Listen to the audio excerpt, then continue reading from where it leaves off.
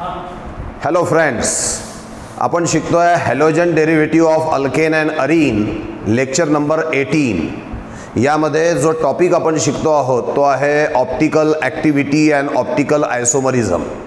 या optical activity आणि optical आयसोमरिझम मधील काही टर्मिनॉलॉजीज लास्ट पिरियडला आपण लक्षामध्ये घेतल्या होत्या। आजही आपल्याला काही टर्मिनॉलॉजीज आता लक्षामध्ये घ्यायच्या आहेत। त्यातली जी आजची पहिली टर्मिनॉलॉजी आहे ती आहे असिमेट्रिक कार्बन ॲटम। काय कन्सेप्ट आहे बघा असिमेट्रिक कार्बन ॲटमची, आपण या ठिकाणी दिलेला आहे। हेडिंग टाकलाय आपण asymmetric carbon atom. It is also called as chiral carbon atom, denoted by C. त्याच्या डोक्यावरती ॲस्टेरिक्स म्हणजे स्टार काढला जातो। तर what is asymmetric carbon atom और what is chiral carbon atom याची डेफिनेशन आपल्याला लक्षात घ्यायची आहे। We know that carbon is tetravalent. Carbon हा टेट्राव्हॅलंट आहे, means carbon is related with 4 bond. कार्बनला किती बॉन्ड्स असतात? 4। आणि हे जे 4 बॉन्ड्स आहे they are satisfied by atom और ग्रुप ऑफ ॲटम। कार्बनची व्हॅलन्सी 4 आहे, म्हणजे कार्बनला 4 बॉन्ड आहे आणि या 4 बॉन्डला 4 ॲटम किंवा ग्रुप ऑफ ॲटम असतात। आता हे 4 ॲटम किंवा group of atom may be same or may be different. ते सारखे पण असू शकतील किंवा डिफरंट पण असू शकतील। जर का कार्बनला अटॅच असणाऱ्या 4ही बॉन्डला अटॅच असणारे हे जे 4 ग्रुप आहेत हे जर का डिफरंट असतील तर अशा कार्बनला म्हटलं जातं असिमेट्रिक कार्बन ॲटम किंवा चिरल कार्बन ॲटम। म्हणून डेफिनेशन काय दिली आहे बघा, what is asymmetric carbon atom? It is the carbon which is bonded with 4 different atoms or group. जो कार्बन 4 डिफरंट ॲटम्सला किंवा ग्रुप्सला अटॅच असेल त्याला आपण म्हणणार असिमेट्रिक कार्बन ॲटम। तर हा जो कार्बन आहे इथे याला अटॅच कोण कोण आहे? ए आहे, बी आहे, डी आहे आणि ई आहे, म्हणजे 4च्या 4 वेगवेगळे ग्रुप अटॅच आहे आणि त्यामुळे त्या कार्बनला तुम्ही असिमेट्रिक कार्बन ॲटम किंवा चिरल कार्बन ॲटम असं म्हणू शकता। बरं, ज्या मॉलिक्यूलमध्ये अशा पद्धतीचा कार्बन असतो, चिरल कार्बन ॲटम असतो, त्या मॉलिक्यूलला म्हटलं जातं असिमेट्रिक मॉलिक्यूल।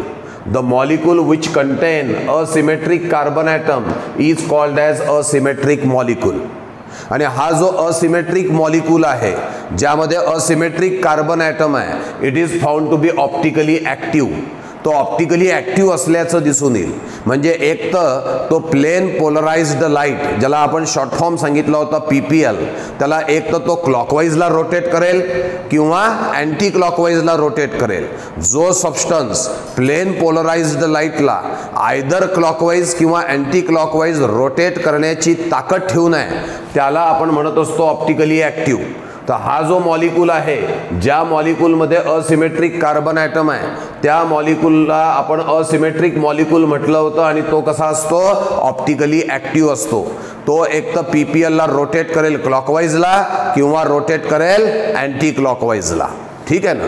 मग असा जो सबस्टन्स आहे ज्यामध्ये असिमेट्रिक कार्बन ॲटम आहे तो सबस्टन्स ऑप्टिकल आयसोमरिझम दाखवू शकतो। That substance can show optical isomerism. Optical ऑप्टिकल आयसोमरिझमची पण कन्सेप्ट लक्षामध्ये घ्यायची आहे।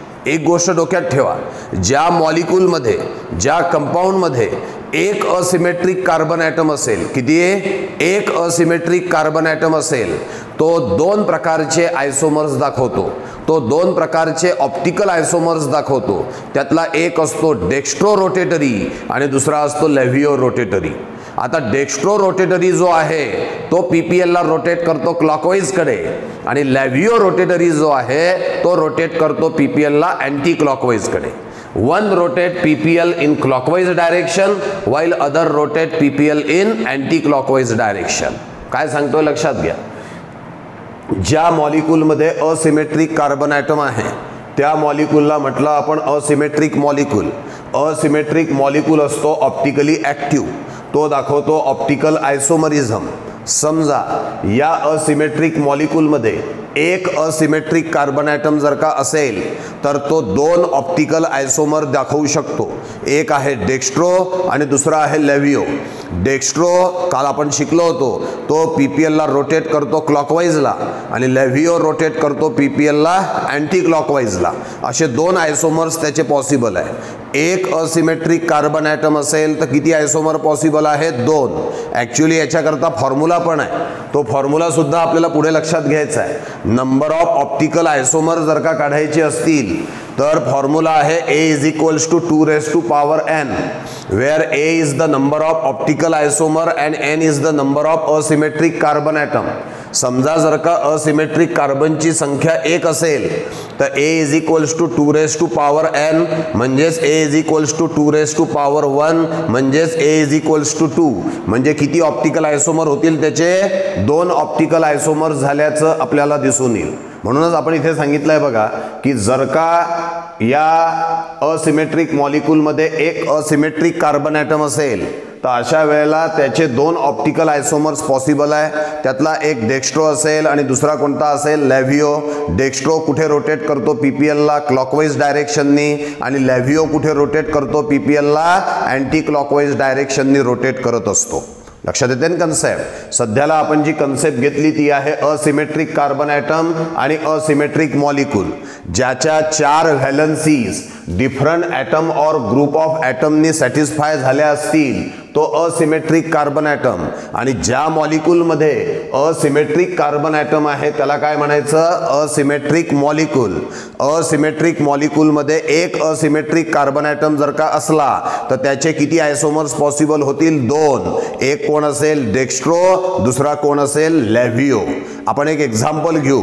2-क्लोरोब्युटेन. हा जो 2-क्लोरोब्युटेन आहे त्याचं स्ट्रक्चर मी इथे काढलेलं आहे. ब्युटेन, ब्यूट म्हणजे 4 कार्बन, 1 2 3 4, आणि 2-क्लोरो म्हणजे दुसऱ्या कार्बनला क्लोरीन. तर हा 2-क्लोरोब्युटेन आहे बघा. यातला हा जो C2 कार्बन आहे, या C2 कार्बनला जरा व्यवस्थित बघा.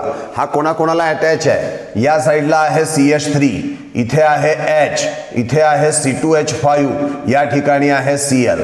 म्हणजे this carbon atom is attach to 4 different atom और group of atom, and that's why this carbon atom is called as asymmetric carbon atom. काय म्हटलंय बघा? C2 कार्बन कोणाकोणाला अटॅच आहे? H, Cl, CH3, C2H5. 4 वेगवेगळ्या ॲटम किंवा group of ॲटमला हा C2 carbon attach आहे. म्हणजे C2 कार्बनला तुम्ही म्हणणार असिमेट्रिक कार्बन ॲटम. आता या 2-क्लोरोब्युटेनमध्ये एक असिमेट्रिक कार्बन ॲटम आहे आणि एक असिमेट्रिक कार्बन ॲटम असेल तर ऑप्टिकल आयसोमर किती असतील? 2. कसे काढले आपण? आता सांगितलं होतं की नंबर ऑफ ऑप्टिकल आयसोमरचा फॉर्म्युला आहे A is equals to 2 raised to power n, where A is equal to number of optical isomer आणि n आहे number of asymmetric carbon atom. आत्ताच आपण बघितलं या 2-क्लोरोब्युटेन मध्ये असिमेट्रिक कार्बन ॲटम फक्त एक आहे. ठेवा n ची किंमत 1, म्हणजे 2 raised to power 1 म्हणजे 2. याचा अर्थ 2-क्लोरोब्युटेन मध्ये किती ऑप्टिकल आयसोमर शक्य आहेत? 2. हे जे 2 ऑप्टिकल आयसोमर आहेत त्यातला एक कोण असेल? डेक्स्ट्रो, जो प्लेन पोलराइज लाईटला कुठे रोटेट करतो? क्लॉकवाईज डायरेक्शननी. दुसरा असेल लेव्हिओ, हा कुठे रोटेट करतो? अँटी क्लॉकवाईज डायरेक्शननी. याचा लेव्हिओचा खरा उच्चार लिओ आहे, परंतु स्पेलिंगच्या दृष्टीने जर का बघायचं झालं तर आपण त्याला लेव्हिओ असा उच्चार केला तरी काही प्रॉब्लेम येणार नाही. तर D फॉर डेक्स्ट्रो आणि L फॉर लेव्हिओ. तर dextro rotate PPL in clockwise direction while levo rotate PPL in anti clockwise direction. असे 2 आयसोमर या 2-क्लोरोब्युटेनचे असल्याचं तुम्हाला दिसून येईल. आता हे जे 2 आयसोमर्स आहेत त्याच्यामुळे 2-क्लोरोब्युटेन 2 प्रकारचा झाला. एकाला नाव काय दिलंय बघा? Dextro two chlorobutane. दुसऱ्या नाव काय दिलंय बघा? Levo two chlorobutane. आपण लास्ट पिरियडला रेसिमिक मिक्सचरची कन्सेप्ट बघितली होती. रेसिमिक मिक्सचरमध्ये काय सांगितलं होतं आपण? की equimolar amount of same substance, equimolar amount of dextro and levo form of a same substance. पुन्हा ऐका, equimolar amount of dextro and levo form of the same substance जर का आपण घेतलं तर ते जे मिक्सचर मिळेल त्याला म्हटलं जातं रेसिमिक मिक्सचर. या रेसिमिक मिक्सचरमध्ये 50% असतो डेक्स्ट्रो जो पीपीएलला रोटेट करतो क्लॉकवाईजनी, 50% असतो लेव्हिओ जो पीपीएलला रोटेट करतो अँटी क्लॉकवाईजनी. म्हणजे पहा 50% प्रयत्न करतोय क्लॉकवाईज जायचा, 50% प्रयत्न करतोय अँटी क्लॉकवाईज जायचा, नलिफिकेशन इफेक्ट होतं आणि हे जे मिक्सचर आहे हे मिक्सचर कुठेच रोटेट करू शकत नाही पीपीएलला. त्यातला भलेही 50% भाग क्लॉकवाईजला रोटेट करू शकतोय, 50% अँटी क्लॉकवाईज रोटेट करू शकतोय, पण त्या दोघांचं मिक्सचर घेतल्यानंतर मात्र एक्सटर्नल कॉम्पन्सेशन होतं, नलिफिकेशन होतं आणि आता पीपीएल कुठेही रोटेट होणार नाही. म्हणजे racemic mixture enable to rotate PPL either in clockwise और in anti clockwise direction, and that's why the racemic mixture is said to be optically inactive. खरं तर रेसिमिक मिक्सचर दोन ऑप्टिकली ॲक्टिव्ह सबस्टन्सचं mixture आहे, पण तरी सुद्धा रिझल्टंट इफेक्टमध्ये रेसिमिक मिक्सचर मात्र आपल्याला ऑप्टिकली इनॅक्टिव्ह असल्याचं दिसून येत आहे. तर this is about the 2-chloro-butane concept. तुम्हाला एक क्वेश्चन विचारला जातो, explain optical activity of 2-chloro-butane. 2-chloro-butanची ऑप्टिकल ॲक्टिव्हिटी सांगा. कसे मुद्दे देणार त्यामध्ये?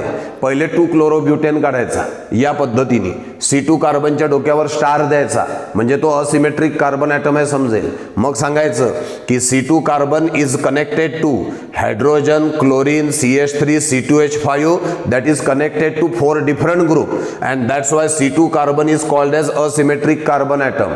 मग बोलणार की 2-chloro-butane contain 1 asymmetric carbon atom, that's why 2 optical isomers are possible in 2-chloro-butane. One is dextro which rotate PPL in clockwise direction, other is LeVio which rotate PPL in anti-clockwise direction. पुढे आपण सांगणार the equimolar amount of dextro and LeVio form of a same substance that is 2-chloro-butane is called as racemic mixture, and this racemic mixture is optically inactive due to external compensation. The nullification, external nullification takes place here. अर्थात यापुढे थोडीशी गोष्ट अजून आपल्याला concept clear करावी लागणार आहे. आपण 2 आयसोमर सांगितले, डेक्स्ट्रो आणि लेव्हिओ. या ठिकाणी त्यांना आपल्याला थेरॉटिकली पेपरवरती दाखवावं लागणार आहे. फिशर नावाचा सायंटिस्ट आहे, त्यांनी क्रॉस फॉर्म्युलीच्या माध्यमातून डेक्स्ट्रो आणि लेव्हिओ आपल्या समोर मांडले होते. बघा फिशरनुसार क्रॉस फॉर्म्युली म्हणजे काय? जो कार्बन असिमेट्रिक आहे it is at the centre of this cross. हा जो क्रॉस आपण दाखवलेला आहे याच्या सेंटरला हा असिमेट्रिक कार्बन ॲटम आहे, म्हणजे 2-chloro-butanचा C2 कार्बन इथे दाखवलाय. हा C1, हा C2, इथे C3 आणि C4 आहे. या बाजूला हायड्रोजन, या बाजूला क्लोरीन, म्हणजे हा असिमेट्रिक कार्बन ॲटम आपण दिलेला आहे.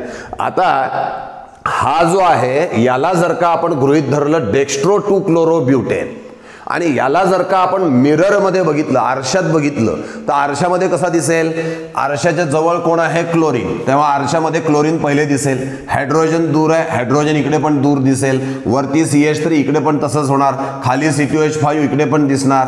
म्हणजे काय दिसतंय? हा डेक्स्ट्रो 2-chloro-butane आहे, त्याला आरशात बघितल्यानंतर जी इमेज मिळेल ना तुम्हाला, ती इमेज म्हणजे कोणाचं स्ट्रक्चर असेल? लेव्हिओ 2-chloro-butaneचं स्ट्रक्चर असणार आहे.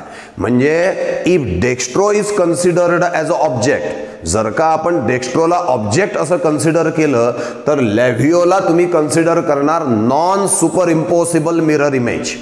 इथे मी एक शब्दप्रयोग लिहिलेला आहे, non super impossible mirror image. या मुद्द्यावरती आपल्याला पुढे यायचं आहे.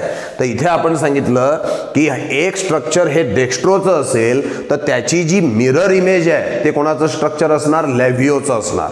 तर हा डेक्स्ट्रो घेतला तर हा मिरर दाखवतोय, डॉटेड लाईननी आपण मिरर दाखवला. मिरर 2 पद्धतीने दाखवला जातो. जशी डॉटेड लाईन आहे तसंच या पद्धतीने सुद्धा मिररला दाखवल्या जाऊ शकतं. ते सुद्धा मिररचा सिम्बॉल आहे. 2 पैकी एक कोणतंही काढलं तरी चालेल.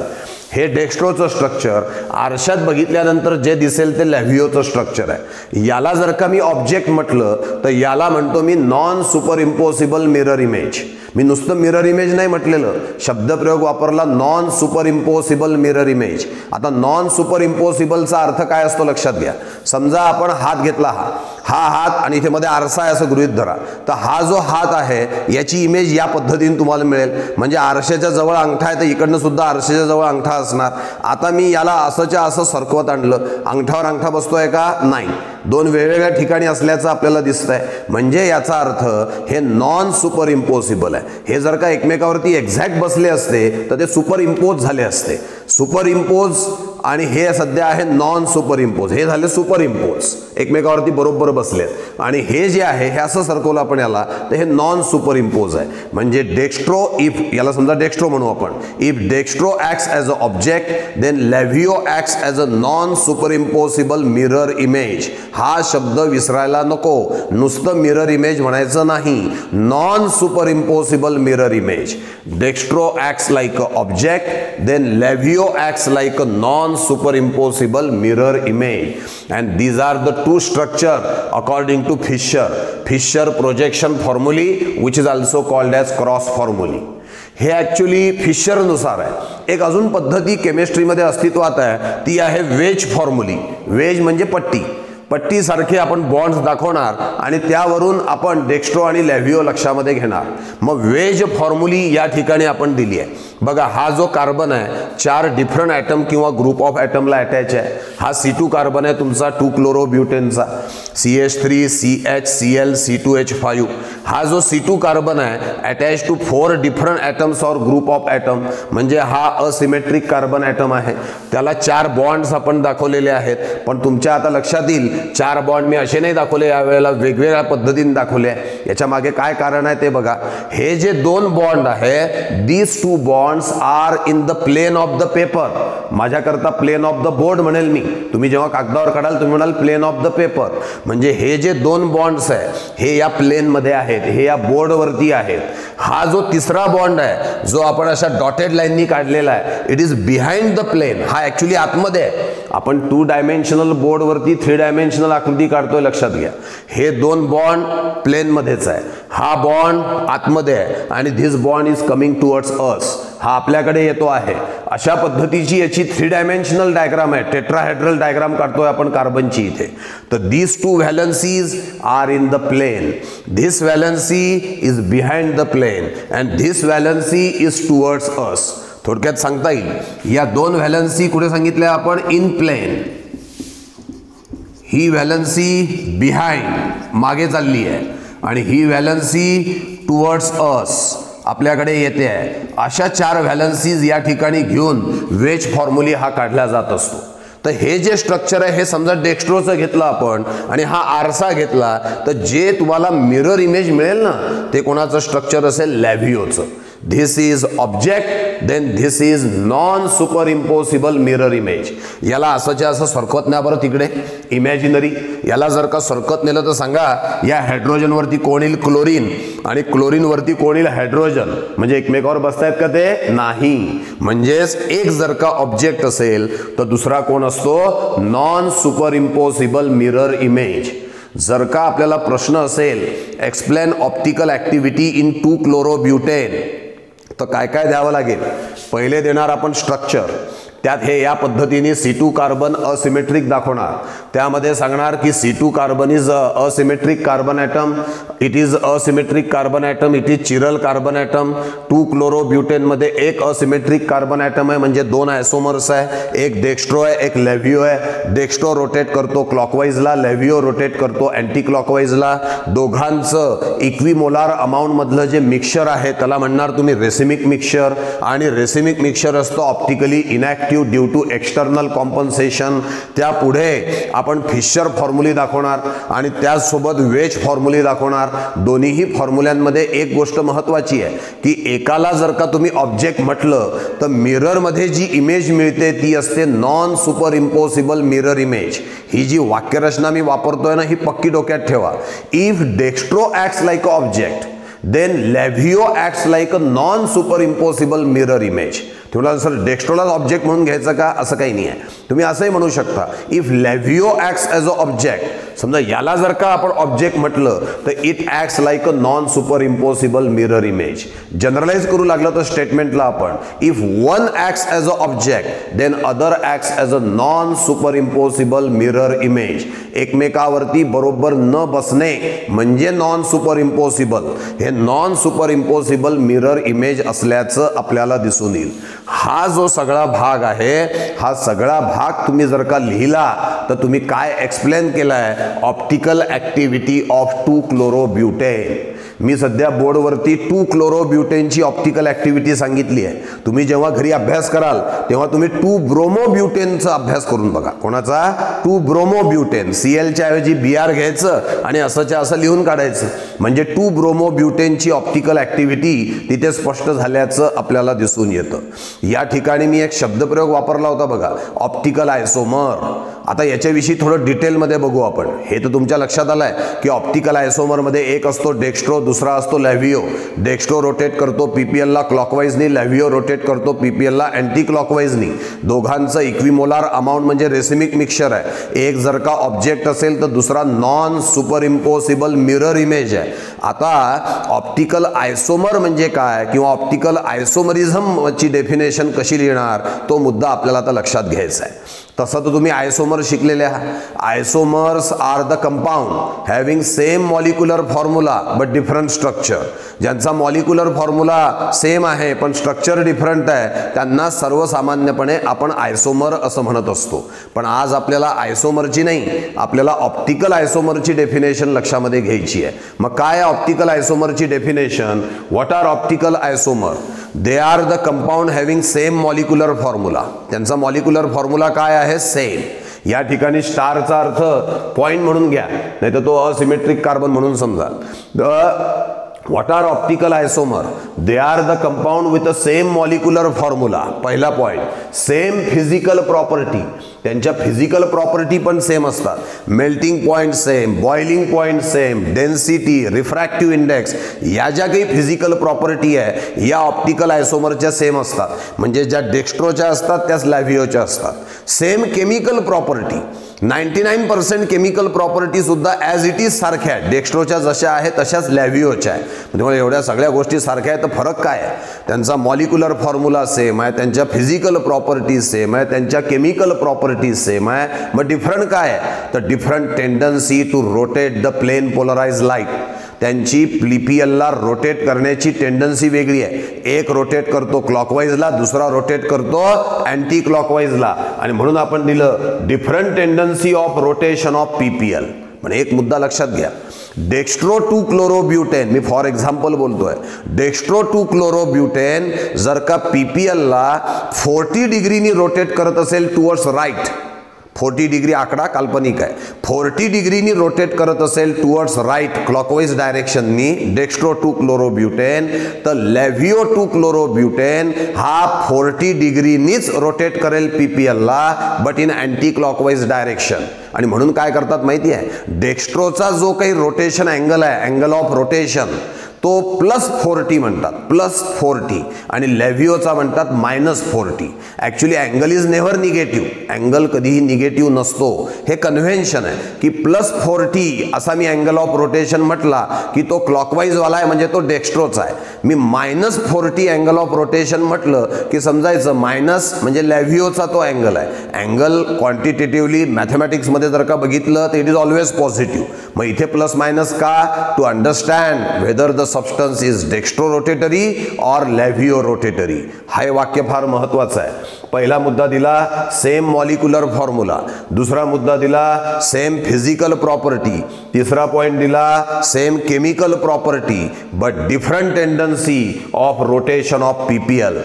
Different tendency of rotation of PPL, one in clockwise while other in anti-clockwise. But पुढचं वाक्य महत्वाचं आहे, but the amount of rotation is same. जसं मी आता म्हटलं की डेक्स्ट्रो 2-क्लोरोब्युटेन rotate PPL in clockwise direction by angle 40, then laevo 2-क्लोरोब्युटेन rotate the PPL in anti clockwise direction by the same amount that is 40 degree.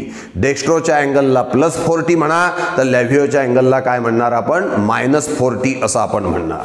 आणि पुढलं आणि महत्वाचं अजून एक वाक्य, one rotate PPL in clockwise the other rotate in anti clockwise आपण म्हटलं होतं. त्यापुढे मी इथे तुम्हाला सांगितलं होतं की if one acts like a object, एक जर का ऑब्जेक्ट म्हणून काम करत असेल तर another behave like a non super impossible mirror image.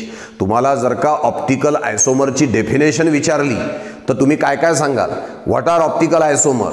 तर they are the compound having same molecular formula पहिला मुद्दा, सेम फिजिकल प्रॉपर्टी दुसरा मुद्दा, सेम केमिकल प्रॉपर्टी तिसरा मुद्दा, but different tendency of rotation of plane polarized light but through same angle. त्या ठिकाणी amount of angle amount of rotation मात्र काय असणार आहे, सेम. पुढे अजून एक महत्वाचा मुद्दा, one acts like a object then other acts like a non super impossible mirror image. Point ऐका, same molecular formula, same physical property, same chemical property, different tendency to rotate the PPL, angle of rotation is same. Angle of rotation is same. Amount of angle of rotation is same. One acts like a object, then other acts like a non-superimposable mirror image. असे जे दोन compounds आहेत त्यांना म्हटलं जातं optical isomer. तर dextro 2-क्लोरोब्युटेन आणि लॅव्हिओ 2-क्लोरोब्युटेन या सगळ्या गोष्टी सॅटिस्फाय करतं.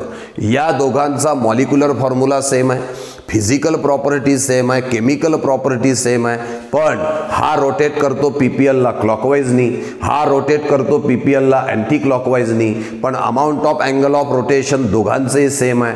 एक जर का ऑब्जेक्ट असेल तर दुसरा असेल non super impossible mirror image. म्हणजेच हे दोघं जण एकमेकाचे कोण आहे, ऑप्टिकल आयसोमर आहे. आणि या फेनॉमेनाला म्हटलं जातं ऑप्टिकल आयसोमरिझम. काही वेळेला ऑप्टिकल आयसोमरला अजून विविध शब्द वापरले जातात. ते कोणकोणते आहेत, तर optical isomers they are also called as enantiomer. त्यांना एनान्शोमर असं देखील म्हणतात. They are also called as optical antipodes और एनान्शोमॉर. किती शब्द झाले, 4. Optical isomer, optical antipode, enantiomer, enantiomorphs. यापैकी आपण एकच शब्द वापरायचा ऑप्टिकल आयसोमरच, पण बाकीचे शब्द लक्षामध्ये असू द्या. नाही तर असं व्हायचं की डेफिनेशन परीक्षेत विचारायचे डिफाईन ऑप्टिकल अँटीपोड आणि येत नाही म्हणून आपण सोडून द्यायचो. ऑप्टिकल अँटीपोड म्हणजेच काय आहे, ऑप्टिकल आयसोमर आहे, म्हणजेच एनान्शोमर आहे, म्हणजेच एनान्शोमॉर्फ्स आहे. आणि हा जो काही सगळा फेनॉमेना आहे याला म्हटलं जातं ऑप्टिकल आयसोमरिझम. Okay, thank you.